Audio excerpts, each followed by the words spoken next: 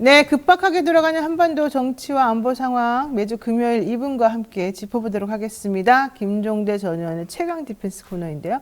의원님 어서 오십시오. 안녕하세요. 네, 요 얘기 하나 좀 먼저 시작하겠습니다. 천공 관저 개입 의혹 관련 보도한 언론사들에 대해서 계속해서 지금 방통위나 이런 정부에서 탄압을 한다 이런 얘기가 들려오던데 이번에 KBS 라디오 주진우 씨가 진행하던 라이브, 주진우 라이브 없어졌거든요, 사실은. 네. 근데 이게 또 이제 문제가 돼서 제작진 의견 청취를 하겠다라고 지금 통보가 갔다는 겁니다. 결과적으로 제작진 의견 청취한다는 거는 문제가 있으니 우리가 법적 조치를 취할 수 있게끔 제재를 가하겠다 이런 취지거든요. 네. 이거 그 의원님도 근데 그 당시에 고발도 당하셨었고 물론 이제 그 위에 사실 제가 보니까 진행되는 것도 없는 것 같긴 한데 이거 좀 네. 어떻게 돼가고 있는 걸까요? 그러니까 그 올해 2월 2일 방송분에 대해 가지고 그 제작진 의견 청취를 하겠다. 그날 제가 출연한 날이에요. 그래서 그 주진우 그 진행자가 기습적으로 물어요. 방송 첫머리에 아예. 그런데 그날이 저 부승찬 대변인의 권력과 안보를 출간한 날입니다. 그러니까 당연히 화제가 되겠죠. 그렇죠. 그러니까 물어서 아니 이렇게 국방부 전 대변인 저서에 나와 있다. 뭐 이런 얘기를 좀 소개한 것 같은데 이런 부분에 대해 가지고 이렇게 물어보기만 해도 그게 뭐가 문제죠? 이게 그러니까 요즘은 인용 보도도 처벌하지 않습니까? 예. 뭐 뉴스 타파를 수사하면서 뉴스 타파가 얘기한 거 인용 보도한 언론 다 조져. 뭐 이런 식으로. 이것도 같은 이치예요. 그래서 이걸 갖다가 이제 와 가지고 제재를 갖다가 수위를 결정하겠다는데 물론 여기에서도 방통위 내 의견은 갈립니다. 그런데 야당 대표 추천위원들은 이게 왜 문제냐? 뭐가 문제죠? 이게 왜 문제냐? 한쪽은 의혹을 증폭했지 않느냐? 그러니까 이 부분에 대해서는 저는 이거 제재 못한다고 보는데 사실은 하도 요즘 세상에 미쳐 돌아가니까 어찌 될지 모르겠어요. 이게 또. 그러니까 그 당시 사실은 화제가 되게 많이 됐었잖아요. 부승찬 대변인의 네. 책이나 이런 그 천공 관련된 의혹 같은 게. 근데 그러면 진행자 입장에서 시사 진행자니까 네. 그 당사자인 의원님이 오셨으면 제가 진행하는 사람이었다 하더라도 당연히 그냥 여쭤봤을 넘기기 거거든요. 어렵죠. 예, 그럼 어떻게 그러니까 그냥 그런 넘어가요? 인터뷰는 제가 뭐 공중파 방송에서 수도 없이 겪은 일이에요. 예컨대 뭐 MBC 뉴스 하이킹 나갔다. 근데 의원님 이거 대본에는 없는데 오늘 마침 천공 뉴스가 나와 안 물어볼 수 없습니다. 그렇죠. 뭐 이런 식으로 들어와요. 그러면 그런 건 이렇게 된 겁니다 하고 저도 사실 허구한 날 방송 나가는데 제가 천공 질문 집중적으로 받는 거 나도 싫어. 이런 거 재판에 가서 다 가릴 거야. 근데 이 언론이 궁금하면은 못 참는다고. 그렇죠. 그러니까 물어보면 답변은 해줘야 되거든요. 네, 이런 게 이제 그 제재 대상이 된다 그러면 그럼 정상적 언론 기능은 없어지는 거거든요. 질문도 못하고 궁금한 거 알아보지도 못하고 이런 거잖아요, 결과적으로. 아니 그래가지고 궁금해하지도 말아라. 12월 작년 그 5일 날이죠. 제가 전화로 그 네. TBS 뉴스공장에 그 천공 인터뷰 잠깐 했다는 이유로 그것도 말미에 10분도 안 돼요.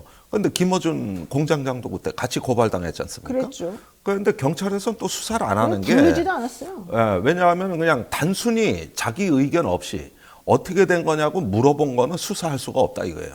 그래서 경찰에서는 또 그런 거는 제재할 수 없다고 판단이 내려졌어요. 근데 방통위는 또 이번에는 제재를 하겠다는 거거든요. 그러니까 이게 뭐 이렇게 일관성 없는 법에 잣다. 이게 뭐 코에 걸면 코걸이, 귀에 걸면 귀걸인데 네. 이런 식으로 뭐 다 잡아들인다는 얘기인데 한번 할 때만 해보라고 하시죠. 이제 그냥 거의. 아니 그리고 실제 천공 건은 기소도 안 됐어요. 저는 그래요? 수사 올스톱이에요. 벌써 검찰로 넘어간 지 넉 달째인데 전화 한 통 없잖아요. 재판으로 안 넘겨졌군요. 기소도 안 하고 그냥 눌러오고 그냥 보도한 언론사만 때려잡는 거지. 이 사건 본안에 대해서는 그러니까 퍼져 나갈까봐 그것만 지금 신경 쓴다는 거네. 그것만 신경 쓰는 거지. 이 자체는 지금 아무 수사도 없어요. 1년입니다. 1년. 그러네요, 진짜 1년이네요, 진짜. 기소도 안 됐다니까. 우리가 사실 스픽스에서 그 얘기한 게 1년 전이에요. 12월 4일입니다. 네, 지났어요, 이미 또 1년. 야, 특이하네. 자, 어제 박정훈 대령 첫 공판이 있었습니다. 네. 최수근 상병 사건 보고서를 경찰에 입첩하는 과정에서 말을 안 들었다. 상관의 명령을 어겼다. 이제 이게 핵심인 것 같은데 네. 그게 그런 것도 항명에 해당이 되는지 또 그 당시에 사실은 그렇게 될 수밖에 없었던 이유가 있었지 않습니까? 이게 외압을 위해서부터 받았다는 게 박정훈 대령의 얘기였잖아요. 네. 그 이게 어제 재판을 했으니까 좀 가려지고 좀 그러겠습니까? 어떻게 되겠습니까? 아니 그러니까 이 재판 자체가 이 사건을 구성하는 표리 관계라는 게 있는 거 아닙니까? 원인과 네. 결과가 있는 거고. 그러면 외압이 있고 그 수사 과정부터 외압이 있었어요. 그다음에 장관 보고가 끝났고 장관이 결재해 주어서 이첩하려는데 또 외압이 들어왔고. 네네. 예, 그래서 그걸 갖다가 거부하니까 항명으로 됐고 그 다음에 국방부가 사건을 가져가서 조사본부에서 조사를 했는데 거기에 또 외압이 있어서 이번에는 박정훈 대령 수사가 맞다고 조사본부는 얘기했는데 거기다가 압력을 놔가지고 또 혐의자를 빼고 자기하고. 이런 것들이 얽혀 있는 하나의 그 거대한 내러티브, 하나의 어떤 이어지는 서사거든요 이게. 네. 근데 이런 거 다 빼고 네. 오로지 항명 하나만 재판하라는 거예요. 오로지. 예, 항명 하나만. 예?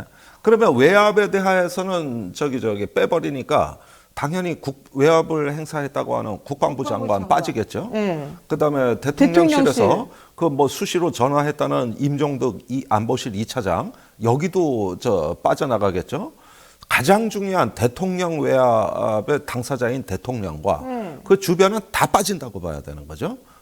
아니, 그래가지고 증인 신청도 안 하고 그건 필요 없고 외압 얘기하는데 그건 우린 모르고 그건 필요 없고 항명 요것만 하겠다. 그랬는데 항명에 대한 수사도 박정훈 대령은 그 수사대 그 요원들이 경북경찰청으로 8월 2일 날 출발할 때 아침에 해병대 사령관한테 전화 보고까지 하고 갔거든요. 그러니까 다 정상 절차 받고 결재 받고 간 건데 무슨 항명을 했다는 거냐 이러는데 이런 거는 또 사실관계를 바꿔서 해병대 사령관 지시를 어기고 갔다. 보고 다 하고 간 거를. 그러니까 요런 것만 뒤틀어. 요런 것만 항명으로 엮을 수 있는 것만. 그래가지고 구속영장도 뭐 기각은 냈습니다만 온통 허위사실 범벅에다가 이렇게 해가지고 오로지 한 명 죽이기로 다 맞춰놓고 그것만. 그러니까 세상을 이렇게 눈으로 보는 게 아니에요. 요만한 빨대로 세상을 봐. 어머나. 빨대로. 그래가지고 그것만 보이게. 네. 나머지를 삭제하는 거거든요. 그런데 이제 그 외압 수사는 공수처에서 하고 있잖아요. 그러니까 이건 뭐 소식도 없고 지금. 아이고, 공수처 그러니까. 지금 난리 났어요 또. 예. 맨날 그만두고 뭐 어쩌고 또 내부적으로 서로 싸우고 지금 그러고 있어요. 예, 그러니까 이렇게 세상을 다 주변 상황을 삭제하고 딱 해당 사항만 보게 되니까 모든 거는 이건 정치적 의도가 뻔해 보이는 거 아닙니까? 예.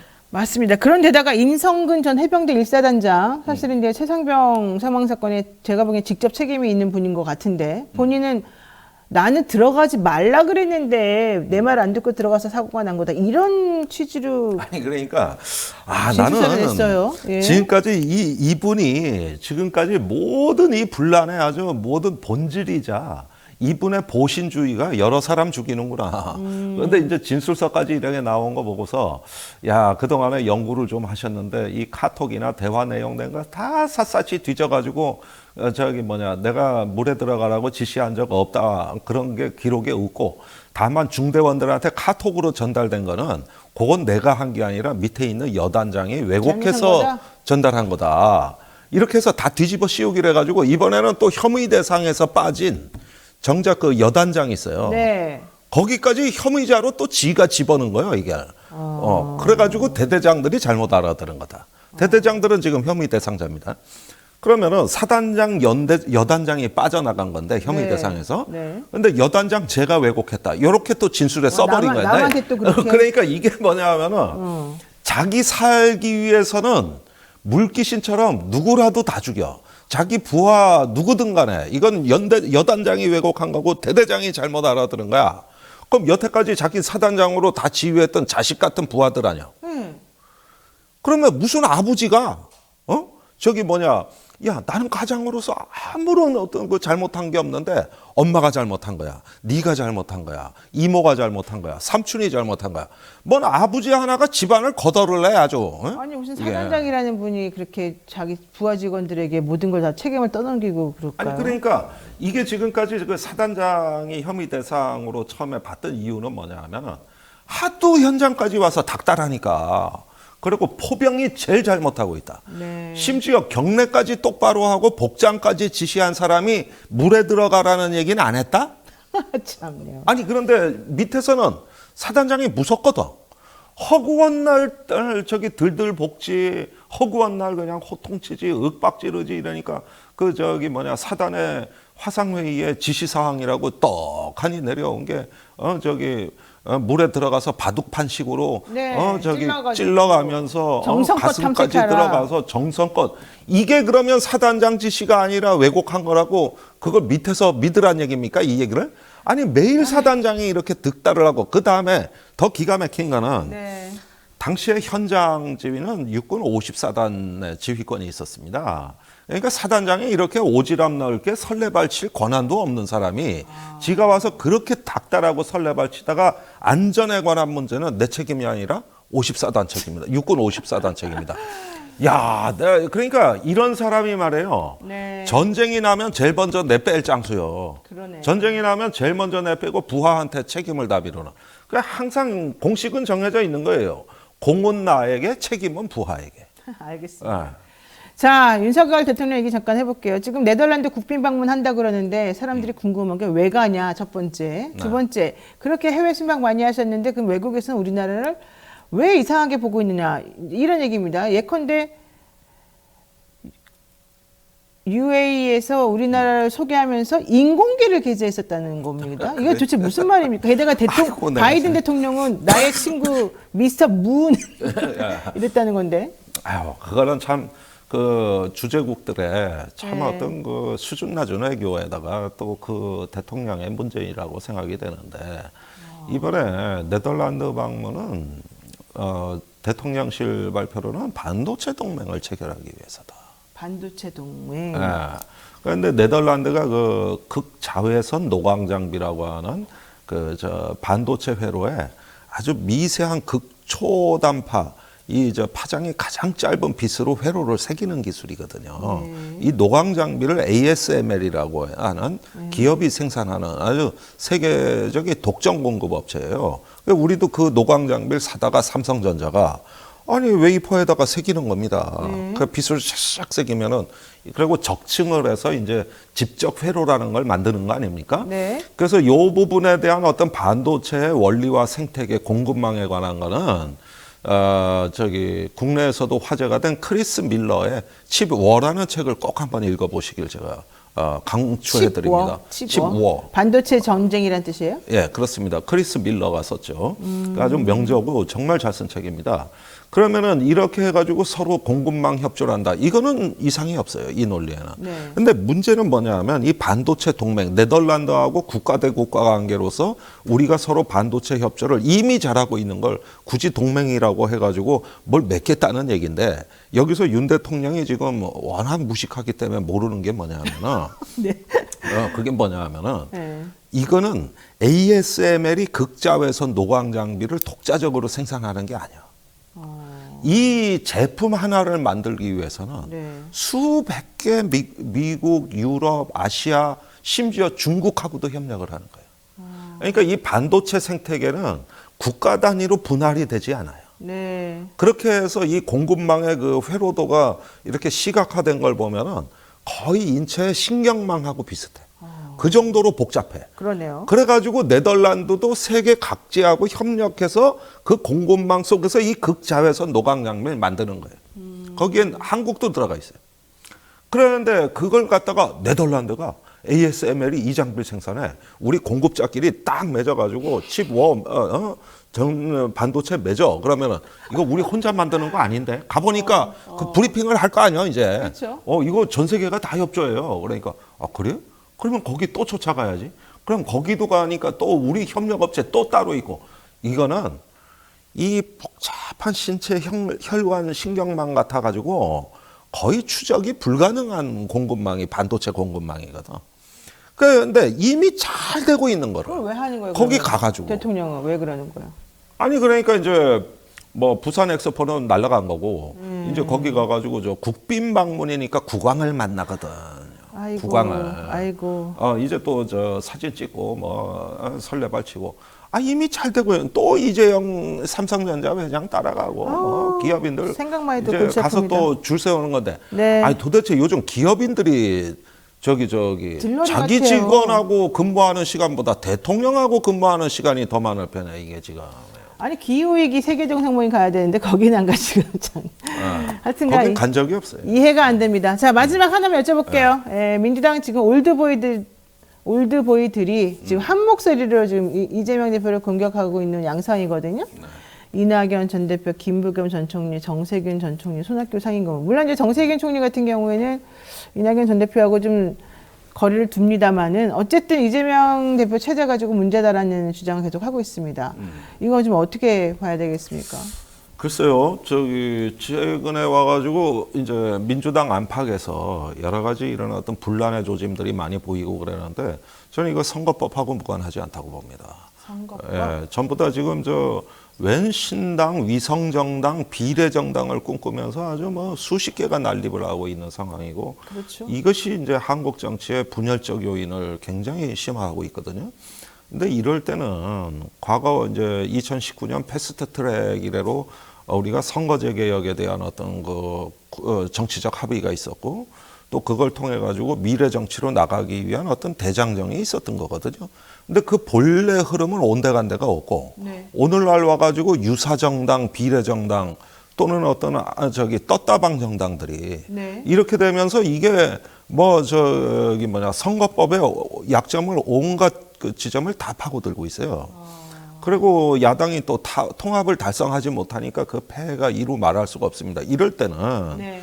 당장 이재명 대표가 원내에 있는 작은 정당하고 대화를 하고 그러면서 무엇이 우리가 정치개혁의 본질인가 이런 부분에 대한 논의의 어떤 플랫폼을 개방적으로 좀 열어주면서 이렇게 좀 모아가야 되는데 자꾸 이런 논의가 비명 대 친명의 구도로 왜곡이 되다 보니까 예. 정치개혁은 온데간데가 없고 분열적인 요인으로만 다 소비가 돼버리는 거예요. 네. 저는 이렇게 되면 내년 총선에 굉장한 먹구름이 그렇죠. 끼어졌다고 봅니다. 오히려 지금은 야당이 유리한 판인데도 그 분열로 인한 폐해가 결국은 유권자들에게 등을 돌리게 되는 것이죠. 그래서 저는 정의당이 선거연합 신당을 제안을 했는데 그럴 때 시민사회단체가 그런 어떤 플랫폼으로 쭉 모여서 통합을 논의하고 그다음에 민주당은 이런 어떤 제4회단체와 어떤 선거연합 내지는 다수파 연합을 만들어가지고 이 보수를 고립시켜 버릴 수 있는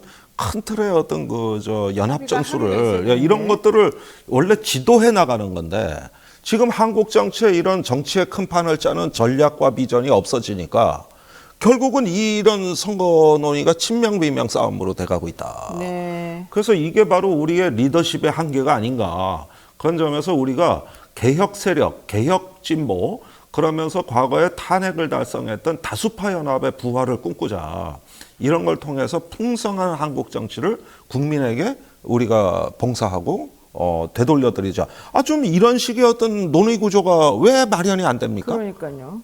제 정당 사회단체끼리 이런 얘기가 왜 대화가 불가능하죠? 네. 그런 면에서는 조금 민주당의 분발을 촉구하는 지점이고 그런 점에서 이제 그 전직 국회의장들도 이렇게 기존 민주당을 공격할 일이 아니라 새로운 어떤 한국 정치의 미래와 나아갈 바를 새로운 방향을 좀 제시해줬으면 좋겠어요. 그런 면에서 네. 정의당이 가치 연합을 제안하고 있다는 것도 좀 주목을 해주셨으면 좋겠습니다. 알겠습니다. 네, 지금까지 김종대 전 의원과 함께 얘기 나눴습니다. 오늘 말씀 고맙습니다. 감사합니다.